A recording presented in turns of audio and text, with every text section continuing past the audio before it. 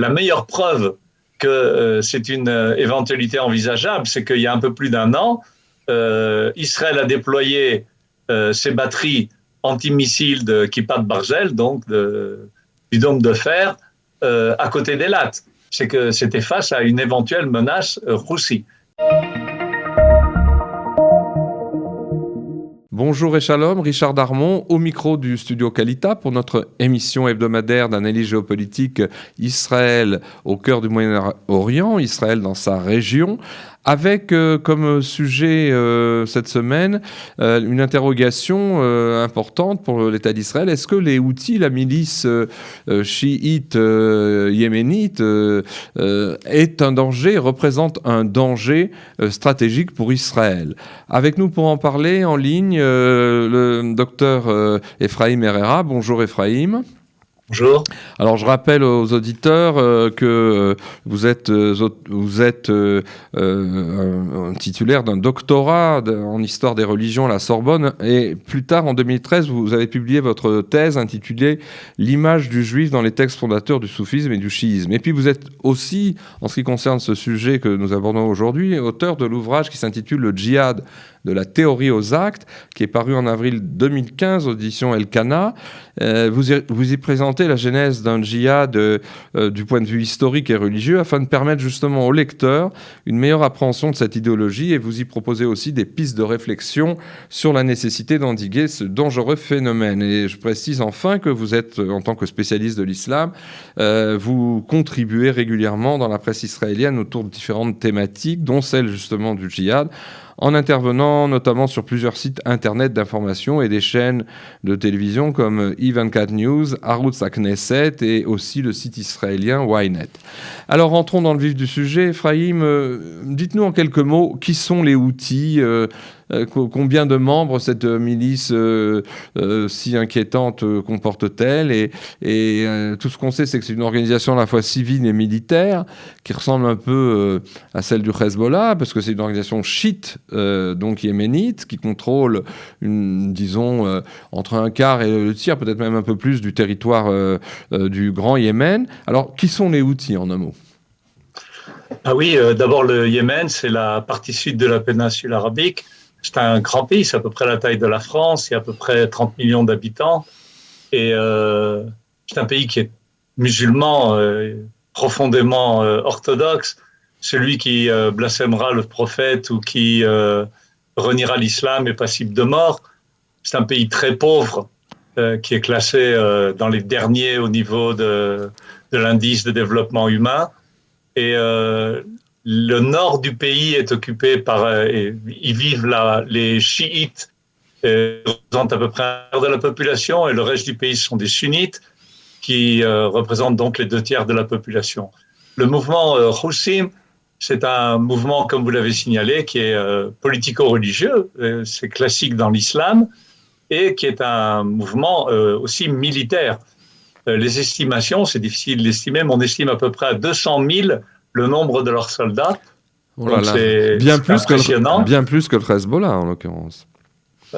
Oui, c'est bien plus que le Hezbollah. Ils sont très actifs dans une guerre civile interne, qui est la première caractéristique, et ils tiennent les richesses du pays, en fait. Si j'avais signalé qu'ils tiennent une relative partie disons, faible du territoire, ils tiennent l'économie, à environ 90% au moins de l'économie, et ils en détournent une bonne partie pour leurs intérêts, disons, idéologiques et pour financer leurs activités terroristes. Et c'est un mouvement qui considère que son action est un djihad défensif. C'est-à-dire que ils sont en train de se défendre face à l'Occident et face aux sunnites de l'Arabie saoudite et des pays du Golfe. Et donc, en conséquence, tous les moyens sont bons. Dans le djihad défensif, c'est ce qu'on appelle Fard Ain, c'est une obligation individuelle, et on sort du cadre des règles du djihad. Et par exemple, dès l'âge de 7 ans, ils commencent à former les enfants qui deviennent des soldats entre 10 et 12 ans. Oui, on compte environ 2000 enfants des Houthis qui sont morts durant les guerres que les Houthis ont menées tant à l'intérieur du Yémen qu'à l'extérieur. par exemple dans la guerre Iran-Irak à l'époque, et on compte, mais je ne parle que des 2000 depuis 2020, et environ 10 000 enfants en tout qui sont morts au Yémen suite à cette guerre. Alors ça veut dire que sur les 200 000 à peu près miliciens, il y a beaucoup d'enfants, des dizaines de milliers d'enfants. Probablement des dizaines de milliers d'enfants qui sont enrôlés, et enrôlés à un double sens. Parce que dès l'âge de 7 ans, on leur inculque cette idéologie djihadiste dans laquelle d'ailleurs Israël a un rôle important. Si on prend le slogan de base des Houthis, commence par Allahu Akbar, ça veut dire Dieu est le plus grand, Allah est le plus grand. Ensuite, ils disent El Maut li America, ça veut dire la mort à l'Amérique, El Maut li Israël, la mort à Israël, El La'na ala el Yahoud, la malédiction sur les Juifs, El Nasr li l'Islam, la victoire à l'Islam. Joli programme. Donc on voit que c'est tout un programme bien écrit, et effectivement, cette guerre, il l'amène de manière très dure. Et aujourd'hui, vous avez à peu près la moitié de la population, donc des 30 millions d'habitants, à peu près 29 millions de Yéménites, qui sont au seuil de la famine. La moitié de la population. Plus d'1 million de personnes sont touchées par le choléra.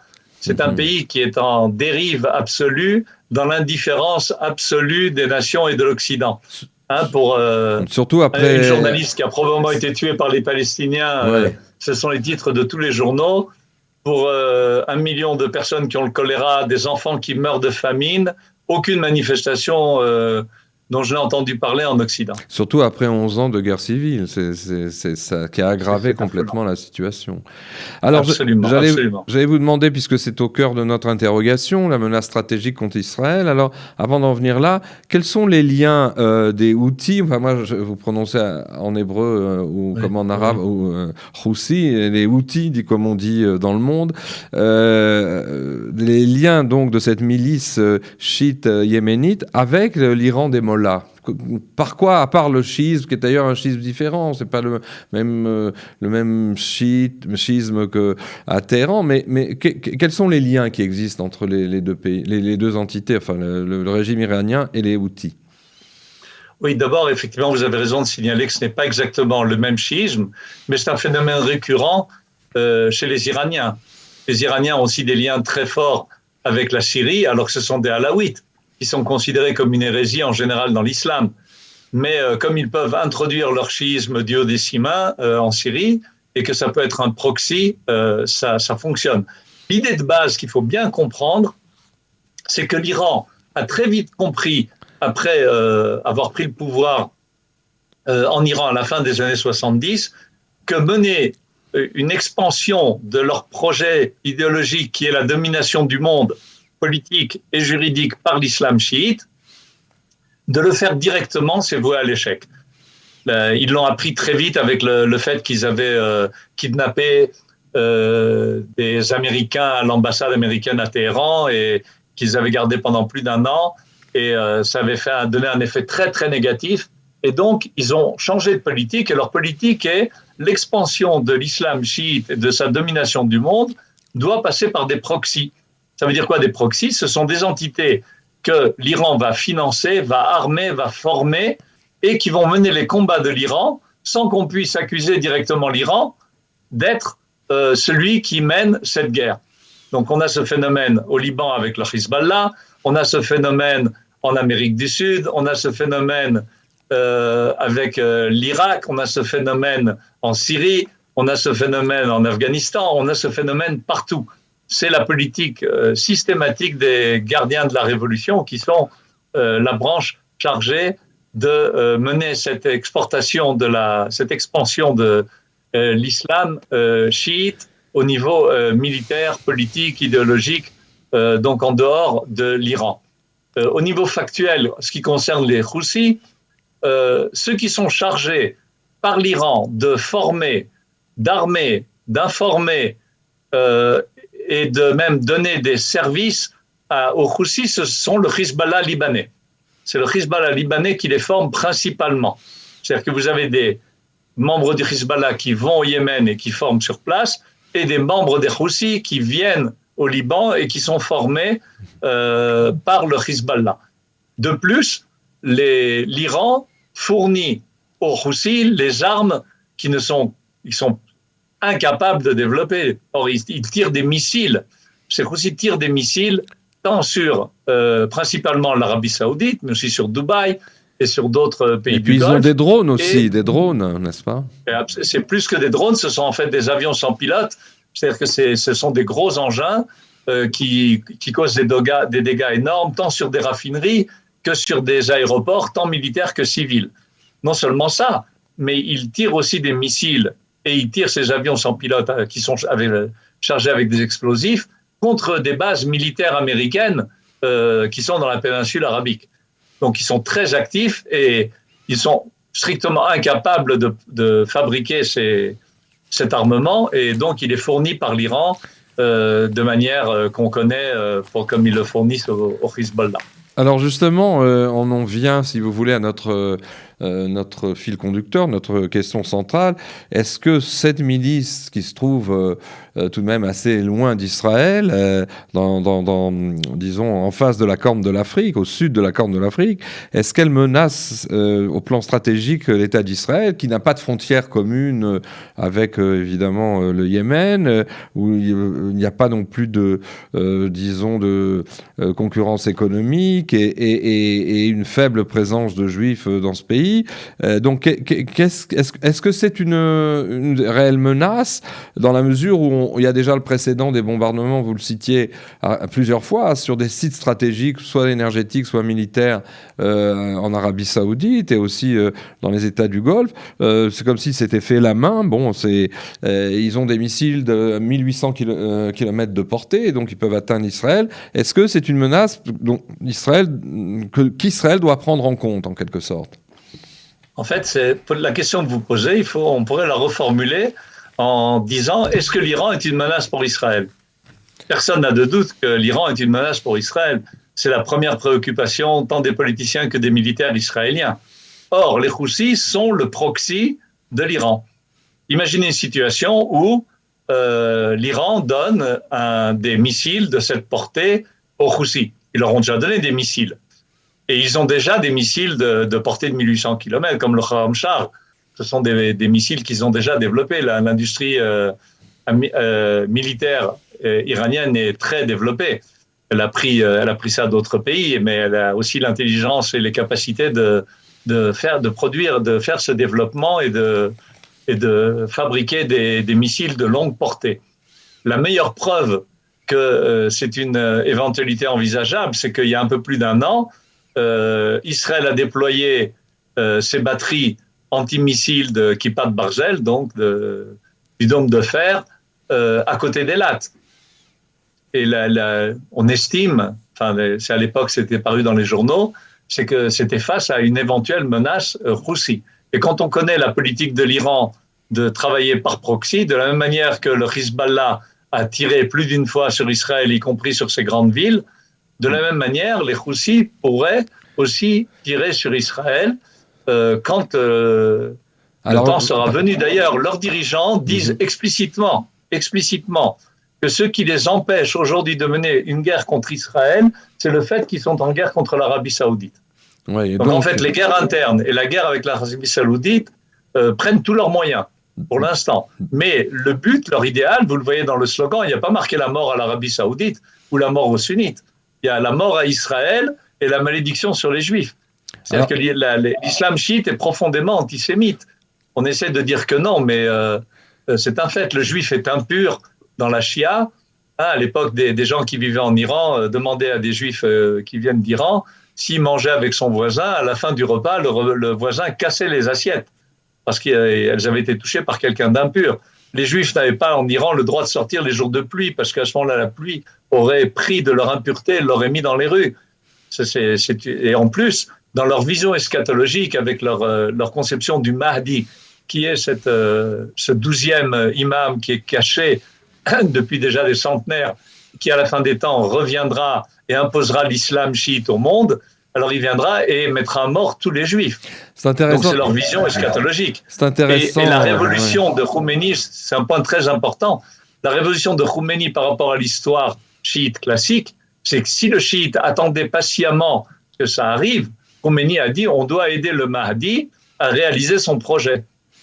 Ouais, donc on doit faire en sorte que le Mahdi, quand il arrive, on aura déjà fait le travail de dominer le monde. Alors, ce qui est intéressant, ce que vous dites, je fais une petite incidente, c'est que j'ai entendu il y a quelques semaines, je n'en ai pas été trop surpris, mais c'était quand même assez outrancier, un compte-rendu fait par Kol Israël, enfin le Cannes, la radio, sur un congrès rabbinique qui s'est tenu en Europe centrale et où il y avait des représentants iraniens. Et j'ai entendu l'un des rabbins qu'on laisse porter ce titre en Iran dire que tout était parfaitement agréable, normal, que quand on parlait pas d'Israël et quand on était simplement un juif pieux, eh bien, l'État iranien nous respectait de manière extraordinaire. J'étais un peu déconcerté par ces propos. Ce sont des propos de juifs de cour et qui sont en parfaite contradiction avec ce que vous venez de signaler. C'est très intéressant. Mais alors, j'ai envie de vous poser une... Il faudrait quand même signaler que ce pauvre rabbin, s'il disait autre chose, il aurait plus de tête pour y mettre son chapeau. Exactement, il serait pendu ou alors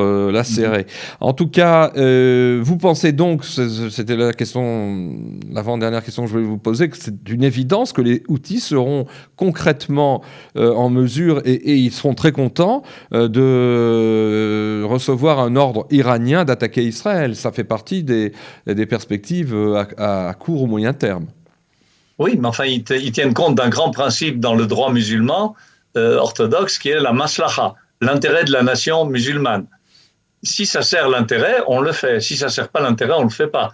Parce que si c'était à tirer à outrance dès que je peux, alors le Hezbollah sera en train de nous tirer dessus maintenant pendant que je vous parle. Or, ce n'est pas le cas.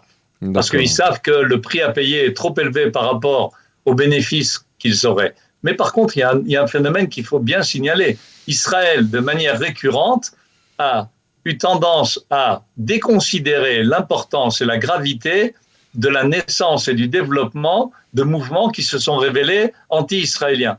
Ça a été le cas avec le Fatah d'Arafat, ça a été le cas avec le Hamas, ça a été le cas avec le Hezbollah. Aujourd'hui, on se retrouve à la frontière libanaise avec une organisation qui tient le pays du Liban, qui a plus de 150 000 obus et missiles. Et aujourd'hui, on annonce ce matin à la radio qu'Israël envisage de mettre des murailles autour de Metula pour se protéger. Alors c'est assez dramatique. Donc on a une tendance à négliger et à déconsidérer, à considérer comme pas importantes des menaces qui ensuite se révèlent importantes, mais quand elles se révèlent importantes, il est déjà trop tard. On se retrouve face à un problème grave qu'on sait mal résoudre. Alors il nous reste à peine 3 minutes, un petit peu moins.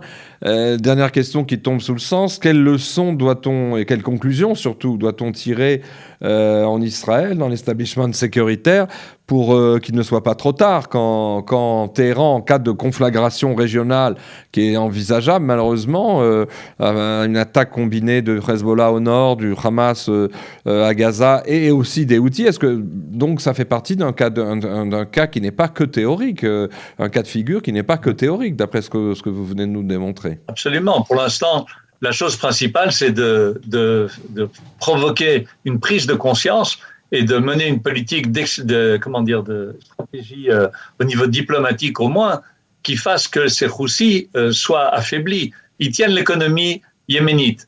Et Biden, une des premières choses qu'il a faites, le président américain, a été de retirer les Houthis de la liste des organisations terroristes, alors qu'ils tirent sur des militaires américains qui sont placés aujourd'hui en Arabie Saoudite. Et cette situation dramatique au niveau humanitaire, on peut absolument exploiter cette situation pour faire une offensive diplomatique en bonne et due forme qui pourrait provoquer une réaction internationale qui affaiblirait les Yéménites. D'autre part, depuis les accords d'Abraham, on a pris un parti clair et précis du côté des pays sunnites qui, eux, ont bien compris la menace iranienne qui met en danger leur existence même, comme l'Arabie Saoudite, les pays du Golfe.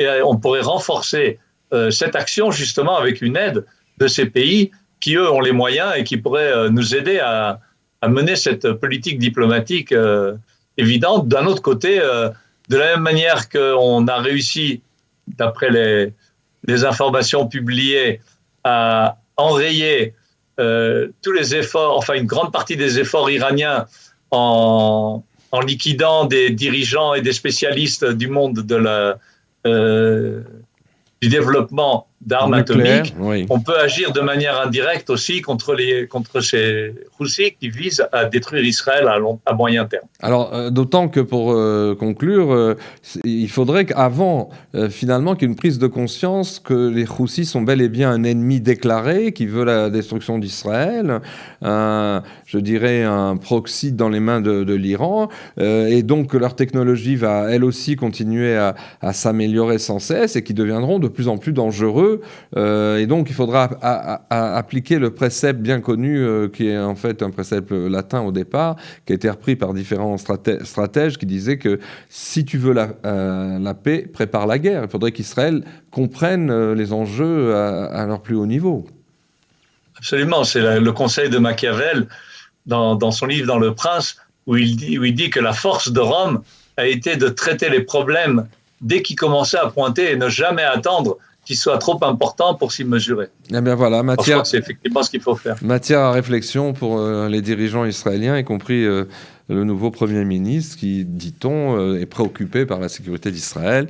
En tout cas, merci Ephraim d'avoir vous êtes montré disponible, d'avoir donné votre temps pour nous répondre. Merci aux auditeurs du Studio Kalita et à la semaine prochaine.